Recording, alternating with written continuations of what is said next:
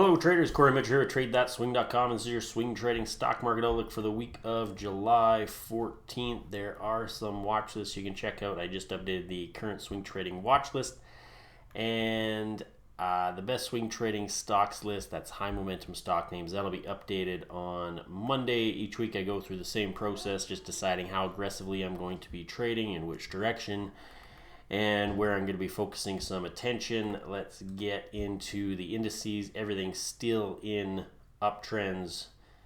This is the S&P 500, the NASDAQ, the NYSE Composite, the Russell 2000, the Canadian Index, all looking really good. Let's go to gold over here. It is ranging recently of no interest. These are the miners. This is gold. Stuck in a range. Mid-range, not usually of too much interest to me. Maybe if it got down here, has a false breakout, and then starts moving back up into the old range, that becomes of interest. But mid-range, not really of too much interest. Bitcoin finally got its breakout. We've been chopping sideways for months. We talked about some potential areas down here near 100 if it had a false breakout. And then we had this little range, nice breakout there. This small consolidation. This is a 2-day chart, so each one of these price bars is 2 days. And yeah, we had this bigger range, big breakout. This is what we've been talking about for a while. Wanted to see that breakout above all-time highs. So there was the all-time high prior. We poked above it, but then we couldn't gain any traction. Now we finally gained some traction above it. What I look for, this falls under something I call range rules for trading.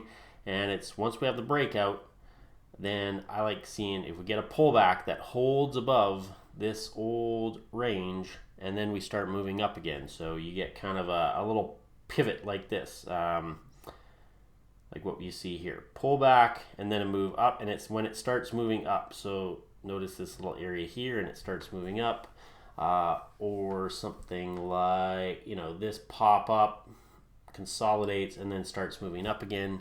Could be something like that.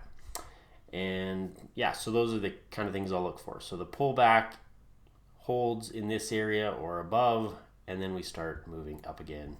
That's the entry signal I like for the bigger move.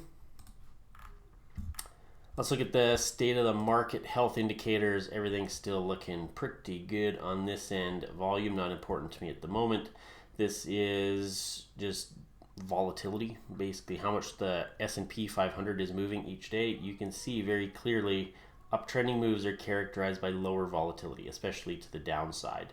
And you have pretty contained volatility that represents a calm market, and that's more associated with let's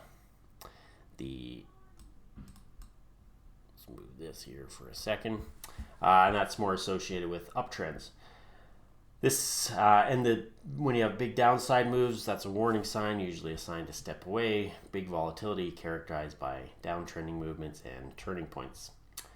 This turning points to the upside, but also to the downside as well. If we start getting big drops, like get that first 2% downside day, that shows big selling coming into the market, like back here, an early indication there could be more selling.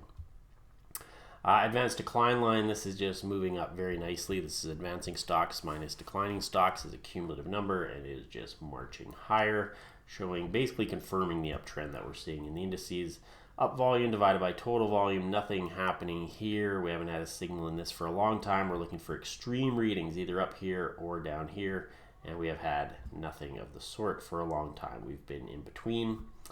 And basically those would show either extreme selling coming into the market or extreme buying, and the one we'd be most worried about now is extreme selling coming into the market. So you get a very low reading way down here. You'd get like a 10% reading or less.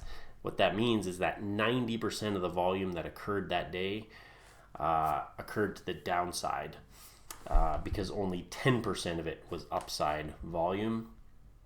So that would show a massive amount of selling coming into the market. Almost all the volume occurred in stocks moving to the downside. That would be bad.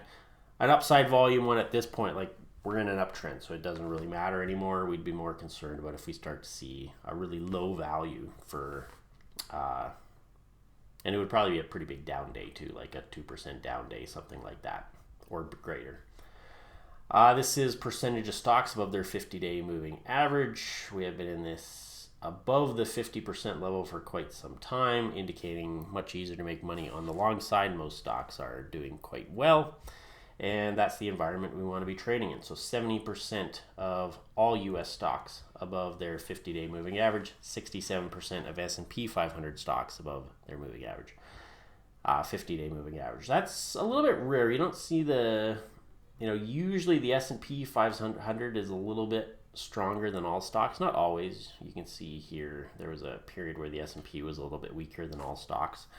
But yeah, showing wide spread stocks doing okay still. So what I'm doing right now, I'm continuing to swing trade stocks on the long side. Bitcoin is strong, looking to add exposure to that. Gold not of interest currently, and of course always day trading. Day trading provides opportunities every day, whereas swing trading can be a little bit more scattered in terms of when market conditions are good for swing trading. So have a great trading week out there.